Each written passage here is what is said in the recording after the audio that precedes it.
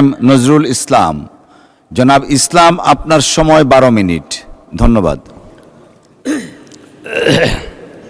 মানে স্পিকার ওটা বেশি দাবি করবো আপনার কাছে, পরে একটু দেওয়ার চেষ্টা করবে।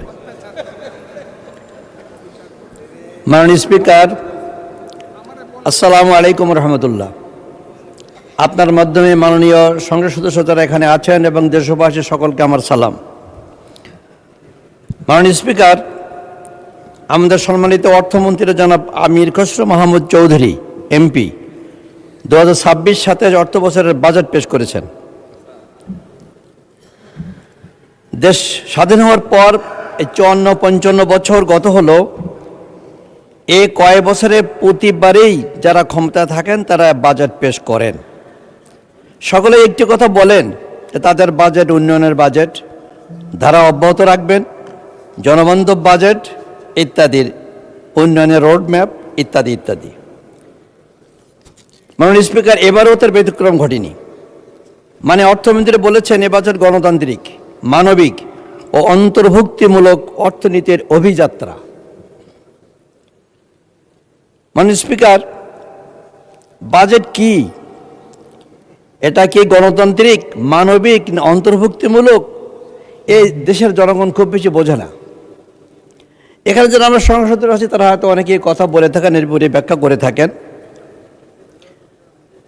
এ ব্যাপারে জনগণ বুঝবে তখন তাদের পেটে আঘাত লাগে, অর্থনীতিতে আঘাত লাগে, দেশ দুর্ভিক্ষে চলে যায়, তখন তারা একটু বোঝে। মাননীয় স্পিকার, মানে অর্থমন্ত্রী সর্বসকলে 9,30,000 কোটি টাকার বাজেট পেশ করেছেন, 38,000 কোটি টাকার। এতে রাজস্ব খাতে আয় করবেন 5,88,000 কোটি। বাকি 3,50,000 কোটি টাকা কোথা থেকে আসবে স্পষ্ট বলা নেই। হয়তো ভ্যাট কিংবা অন্য কিছুতে কিছু আসতে পারে, কিন্তু অনেকে বলেছেন এই ঘাটতি যে পূরণ হবে এটা ঠিক বিশ্বাস করা যায় না।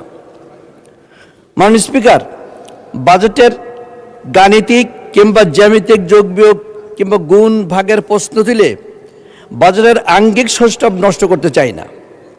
এ বিষয়ে যাবৎ সংসদে আমার অসংখ্য সম্মানিত সদস্যগণ চুলচেরা বিশ্লেষণ করেছেন। আমি একটি ভিন্নধর্মী আলোচনায় যেতে চাই।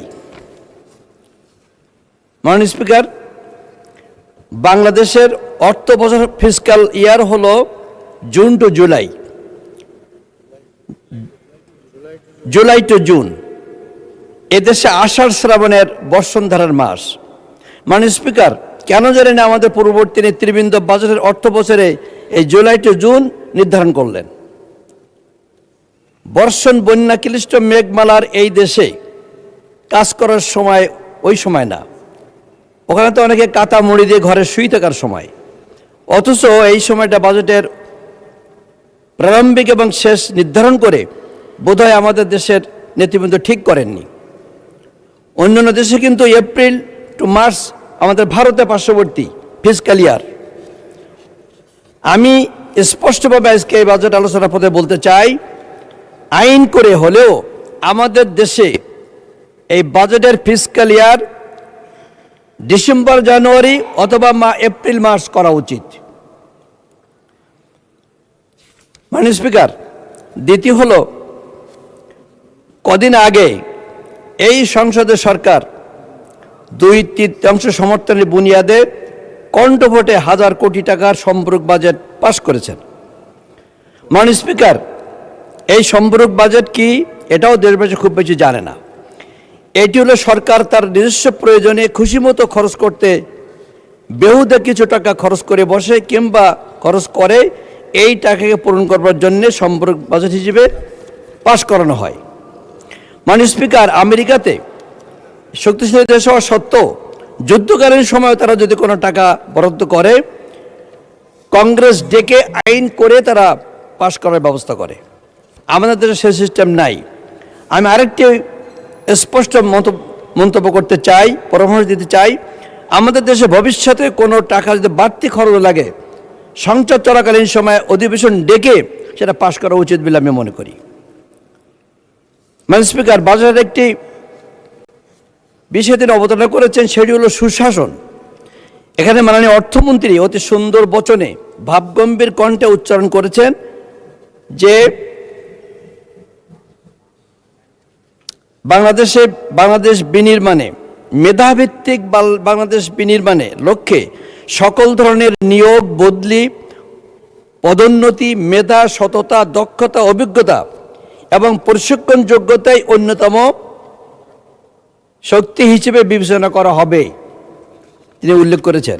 মাননীয় স্পিকার, আমি স্পষ্ট বলতে চাই, তিনি যে ক্যারিটেরিয়াগুলো উল্লেখ করেছেন গণতন্ত্রে গিয়ে বাংলাদেশে আমরা ইতিমধ্যে দেখছি যে জেলা পরিষদে অন্যান্য স্থানীয় গভর্নমেন্টের ক্ষেত্রে তিনি স্বেচ্ছাচারী কায়দায় প্রশাসক নিয়োগ দিয়ে তিনি এই গণতান্ত্রিক অবস্থানটাকে ঠিক করলেন কি না, আমি মাননীয় মন্ত্রী মহোদয়কে, সরকারকে চিন্তা করতে বলবো। প্রসঙ্গত বলতে চাই, আমাদের বিএনপির ভাইরা প্রায় বলে থাকেন, আমরা ওটা স্বীকার করি, মাদার অফ ডেমোক্রেসি আমাদের মরহুম বেগম খালেদা জিয়া, তার যোগ্য পুত্র সংসদের নেতা, মাদার অফ ডেমোক্রেসির পুত্র নেতা হয়ে এই মাদার অফ ডেমোক্রেসিকে ধ্বংস করে কেন তিনি কাজটা করতে গেলেন, কেন নির্বাচন দিয়ে করলেন না?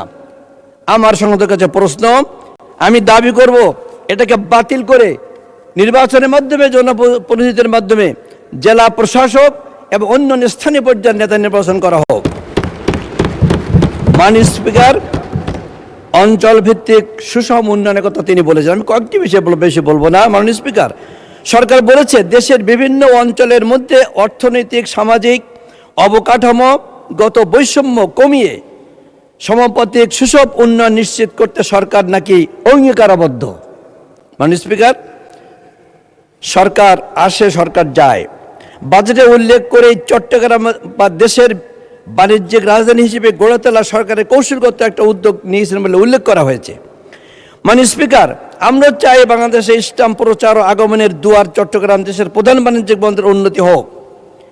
আমি কয়েকবারে সংসদে এসেছি অতীতে, যতবার এসছে শুনি চট্টগ্রামের উন্নয়ন, 4 রাস্তা 6 রাস্তার লেন। আজ পর্যন্ত চট্টগ্রামের 4 এবং 6 রাস্তার লেনের সমাপ্তি ঘটল না। আরও কত বছর যাবে তার ঠিক নেই। মাননীয় স্পিকার, আমি বলি চট্টগ্রামের উন্নতি হোক, 6 লেন হোক, 4 লেন হোক, সাথে সাথে আমাদের মোংলা বন্দর এবং অন্যান্য স্থলবন্দর যেগুলো বাংলাদেশে আছে এগুলোরও উন্নতি করা হোক। মোংলা বন্দর এখন রেল লাইন সেখানে এখন স্পষ্ট হয়নি, রাস্তাঘাট এখন কাদা, গাড়ি ঘোড়া চলে না, জাহাজ ভিড়তে পারে না। এবং আমাদের দক্ষিণ পশ্চিম অঞ্চলের যে 12-14টা জেলা আছে এই বন্দর থেকে মালামাল সেখান থেকে সরবরাহ করা হয়। আমি দাবি করব চট্টগ্রাম বন্দরের পাশাপাশি সেকেন্ড স্থানীয় মোংলা বন্দরের উন্নতি অব্যাহত থাকুক। মাননীয় স্পিকার, আমাদের সাতক্ষীরা থেকে রেল লাইন নাই। আমাদের একটু আগে, মানে কয়েক বছর আগে গত সরকারের আমলে তারা রেল লাইনের জন্য প্রশ্ন চালিয়েছিলেন। আমি 2006 সালে 4 সালে সংসদে সাতক্ষীরা রেলের জন্য প্রস্তাব দিয়েছিলাম। এখন বেনাপোল থেকে আমাদের নাবরণ পর্যন্ত, নাবরণ থেকে বেনাপোল পর্যন্ত কিছু অ্যাসেসমেন্ট হয়েছে বলে আমরা জেনেছি। এবার ওইখান থেকে মুন্সিগঞ্জ পর্যন্ত, মাননীয় স্পিকার, মুন্সিগঞ্জ শ্যামনগরের নীলডুমুর একটি বৃহত্তম বাণিজ্যিক এলাকা, সুন্দরবন সন্নিহিত এলাকা। সুন্দরবনের কাঠ, পাতা, মধু এগুলো হেভি লোডেড সম্পদ, এগুলো বাইরে যেতে অনেক কষ্ট হয়। যদি রেললাইন স্থাপন করা হয় সুন্দরবনের উন্নতি হবে এবং সেখানে ব্যবসা বাণিজ্যের উন্নতি হবে এবং লক্ষ লক্ষ জনগণের চলাচলের জন্য সেখানে সুবিধা হয়। মাননীয় স্পিকার, আমি রেল লাইনের জন্য দাবি করছি। মাননীয় স্পিকার, অঞ্চল ভিত্তিক উন্নয়নের কথা, আমাদের দেশে অঞ্চল ভিত্তিক উন্নয়ন, সুষম বন্টন যেটা বলা হয়ে থাকে, ইতিমধ্যে লক্ষ্য করেছি কিছু কিছু জেলায়, উপজেলায় 100 কোটি টাকা বরাদ্দ হয়েছে, আবার কিছু বড় জেলায় খুব কমই বরাদ্দ হয়েছে। সুশাসন কী করে হবে? একজন মাননীয় এমপি একটু আগে বললেন যে হাসানাত আবদুল্লাহকে, মাননীয় এমপিকে উপলক্ষ করে তোমাকে দেওয়া হবে না, আপনাকে দেওয়া হবে না, জনগণকে দেওয়া হবে। হ্যাঁ, এটা আমরা চাই জনগণকে দেওয়া হোক, আমরা তো কোনোদিন চাই না। কি জনগণের কাছে সুষম বন্টন যাতে পৌঁছায় এ দাবি আমরা সরকারের কাছে করছি, মন্ত্রীর কাছে করছি। মাননীয় স্পিকার, সাতক্ষীরার একমাত্র বস্ত্র মিল দীর্ঘদিন বন্ধ। মাননীয় স্পিকার, এই মিলটা চালু হওয়া দরকার। হাজার হাজার লোক বেকার হয়ে বসে আছে। এই সাতক্ষীরার উন্নয়নের জন্য আমাদের এই বস্ত্র মিল চালুর দাবি করছি। একটা আমরা ইউনিভার্সিটি দাবি করছি। সাতক্ষীরা জলবদ্ধতা নিরসনের দাবি করছি। মাননীয় স্পিকার, সাতক্ষীরা কথা বলতে গেলে বলতে হয় সারা বিশ্ব জানে, সারা দেশ জানে সাতক্ষীরা একটা ইসলামিক এলাকা। তারা ধর্ম অনুভূতিতে তারা অনেক অগ্রগণ্য বলে অনেকে মনে করে। এই সাতক্ষীরার চারটে ছিটে ইসলামিক সেন্টিমেন্টের মানুষেরা প্রায় 70% 80% ভোট দিয়ে 4 জন এমপিকে নির্বাচন করেছে। এই সাতক্ষীরা সম্পর্কে মাননীয় স্পিকার, আমরা যেদিন শুনলাম ঢাকাতে বসে যিনি বর্তমানে ডিসি সাহেব আছেন, এই ডিসি একজন মহিলা ডিসি, এনার নাম হলো কাউসার আজিজ। এই কাউসার আজিজ সাহেব গত পরশুদিনকে খেলার উদ্বোধন বা ক্রীড়ার অনুষ্ঠানের ক্রীড়া মন্ত্রীদের নিয়ে একটি অনুষ্ঠানে তিনি কথা প্রসঙ্গে না জানি না বলেছেন সাতক্ষীরা নাকি ধর্মান্তরে এগিয়ে যাচ্ছে। আস্তাগফিরুল্লাহ। মাননীয় স্পিকার, আমি ডিসি সাহেবকে বলবো, সরকারকে বলতে চাই, এই ডিসি সাহেব তিনি আরো বলেছেন যে এখানে সংস্কৃতির উন্নয়ন করা দরকার। ওই ডিসি সাহেবের যদি আপনি চেয়ারে বসে থাকে, দাঁড়িয়ে থাকে, বক্তৃতা দেয়, দেখা যাবে সংস্কৃতি কারে বলে তার চেয়ারে ফুটে উঠেছে কি সংস্কৃতি নিয়ে লালন করেন। তিনি কি ওই সংস্কৃতি চাচ্ছেন সাতক্ষীরাতে? আমরা চাচ্ছি, আগে ডিসি সাহেব ছিলেন মাত্র 3 থেকে 4 মাস, তিনি মোটামুটি ভালো কাজ করছিলেন। তিনি সহানুভূতির সঙ্গে ভালোভাবে সুন্দরভাবে পরিবেশ সৃষ্টি করে কাজ করছিলেন। বর্তমান ডিসি সাহেব এসে তিনি এমন এক পরিবেশ সৃষ্টি করছেন, এই শান্ত সাতক্ষীরাকে উত্তপ্ত করে তোলবার চেষ্টা করছেন। মাননীয় স্পিকার, আমি অনুরোধ করব এই ডিসি সাহেবকে এখনই প্রত্যাহার করা হোক, তা নাহলে শান্ত সাতক্ষীরা অশান্ত হয়ে যাবে। মাননীয় স্পিকার, আমি সরকারের কাছে অনুরোধ করছি আপনার মাধ্যমে, এই রকম মন্তব্য সাতক্ষীরাবাসী বিগত 100 বছর এরকম মন্তব্য করতে শুনি নাই। আমি আশা করব এই সাতক্ষীরার জন্যে একটা সুন্দর পরিবেশ সৃষ্টি থাকে, সেই ব্যবস্থা আপনি করবেন। মাননীয় স্পিকার, কিছু কথা বলতে হচ্ছে যে আমরা